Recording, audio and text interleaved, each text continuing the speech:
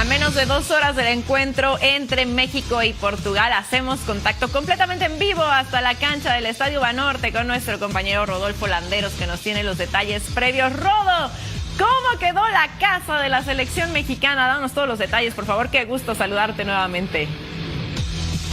El gusto todo mío, MJ Leyenda, les mando un fuerte abrazo. La verdad que lo decía bien Edgar, o sea, al final sientes un poco de escalofríos de estar de regreso después de esta manita de gato que le dieron a 75 días de la inauguración de la Copa del Mundo, donde México esté enfrentando a la selección de Sudáfrica. Pues sí hubo ciertos aspectos que tuvieron que ser modificados debido a lo que pide FIFA en sus lineamientos para albergar una Copa del Mundo, un evento de esta índole. El primer vistazo evidentemente es el tema de las butacas, ¿no? Han quitado ciertas zonas de restaurantes que había para habilitar para la tribuna. Y en la parte superior, pues evidentemente lo mismo, se ve mucho más ordenada. Tuvimos acceso a los vestidores y a diferencia del que antes teníamos justamente en la parte baja, justamente enfrente mío del túnel, Carlos Reynoso, que llevaba la cancha, ese vestidor amplio, monumental, ahora ya es un poco más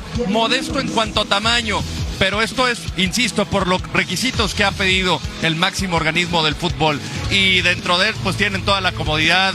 Evidentemente tiene zona de masajes para hacer, tiene su cajita fuerte para guardar las pertenencias. En fin, grandes comodidades. Y el principal cambio también es el acceso a la cancha, porque como ahora saldrán por la parte de la mitad del terreno de juego, pues el avance de los vestidores hacia la cancha será a través del Hospitality. Entonces quienes paguen esa entrada pues tendrán acceso muy similar a lo que se ve en NFL y en la MLS en los Estados Unidos. Podrán ver la salida de los jugadores al terreno de juego. Y la cancha, qué decir, la verdad es impresionante. Fue una inversión de $5 millones de esta cancha híbrida. Se ve una alfombra. Nunca había visto en estas condiciones la cancha de la selección mexicana.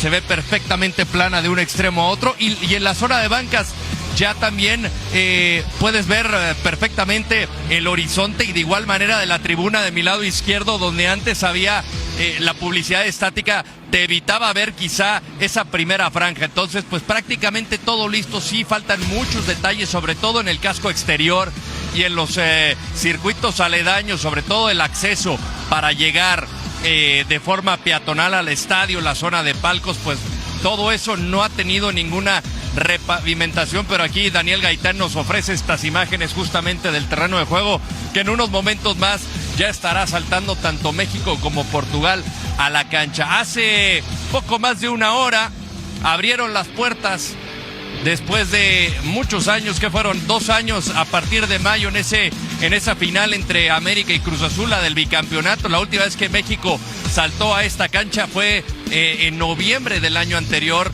cuando enfrentó a Honduras. Entonces, de lo que te dicen los jugadores es simplemente impresionante. Y sobra mencionar cómo jugadores de la selección Portugal quedaron anonadados al ingresar en el reconocimiento de cancha el día anterior, justamente tomando fotografías porque saben lo que significa. Es una de las grandes catedrales del fútbol, no solo a nivel México ni a nivel Latinoamérica, es a nivel global. Totalmente de acuerdo, mi querido Lord. Se ve espectacular el Estadio Azteca, lo que podemos ver del césped de las tribunas, pero ya lo decías, ya comenzó a llegar la afición que llenará este Coloso de Santa Úrsula. El tema de logística, ¿cómo va? Para que llegue la gente, fue un operativo totalmente diferente. Este es el gran ensayo para la federación, también para la zona de Santa Úrsula, de cara a lo que será la Copa del Mundo.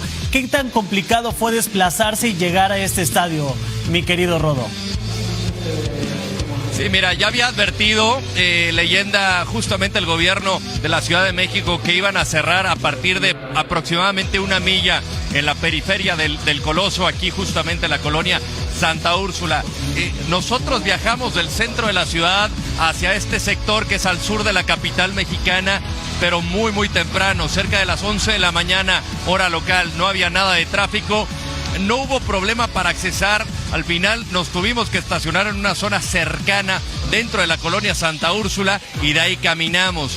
Pero el resto de la afición habilitaron estacionamientos alrededor de la capital mexicana donde ahí al dejar tu coche abordas unos autobuses y te deja cerca del túnel del acceso número 1, que es justamente donde está la edificación del Sol Rojo, que es justamente directo a la explanada de la capital mexicana. Se ha visto fluido desde... Nosotros nos dimos una tarea de probar los taquitos a las afueras del Estadio Azteca, como no nos teníamos que sacrificar, y no vimos que existiera gran problema, no estuvimos afuera, entonces no te podría decir qué tan caótico fue ese acceso. De lo que nos tocó a nosotros, que fue muy temprano, insisto, no hubo problema alguno. Esto va a ser completamente distinto ya para a partir del 11 de junio. Como bien dices, esta no solamente es un ensayo para la selección mexicana, es para la ciudad, es para las autoridades y también para el aficionado que asista. Y ojo, nada más va a poder ingresar a las inmediaciones, a un espacio de 1 milla alrededor, con boleto para el día del partido. El resto no podrá ni siquiera acercarse. Nada de reventa afuera, entonces, querido Rodo. Hablando de que esto es un ensayo general para todo mundo, cuéntame desde tu punto de vista, ¿cuál es el peso simbólico y también deportivo de que un partido como México-Portugal, una selección tan importante, sea precisamente el encuentro que reinaugura la Casa del Fútbol Mexicano, que sea precisamente un México-Portugal para hacer esta reinauguración del Estadio Azteca? Que es algo que trasciende también el fútbol, ¿no? Primer partido, América contra Torino en el 66. Digo, no era ese grande Torino de la década de los 50, pero esa fue la primera vez que este inmueble albergó un partido. 2 finales de Copa del Mundo, como ya decías, Brasil coronándose con el Jules Rimet en el 70, luego Argentina en el 86, también en esta cancha, la visita de su santidad Juan Pablo II, cualquier cantidad de conciertos, finales del fútbol mexicano y evidentemente como selección mexicana, más allá de lo que albergó en Copas del Mundo, pues duelos históricos en eliminatorias mundialistas. Se respira mucho fútbol y interactuando con diferentes personas, pues muchos lo ponen a la par o por encima de Maracaná y de Wembley, ¿no? Por los diferentes cambios que ha tenido. Wembley es es un escenario completamente distinto a lo que teníamos antes, y el Maracaná, con sus modificaciones para la Copa del Mundo de Brasil 2014, pues ya ni siquiera luce con ese con esa esencia que tenía, por ejemplo, en la Copa del Mundo del 50. El Estadio Azteca sí mantiene esa esencia, por lo menos desde afuera y desde adentro.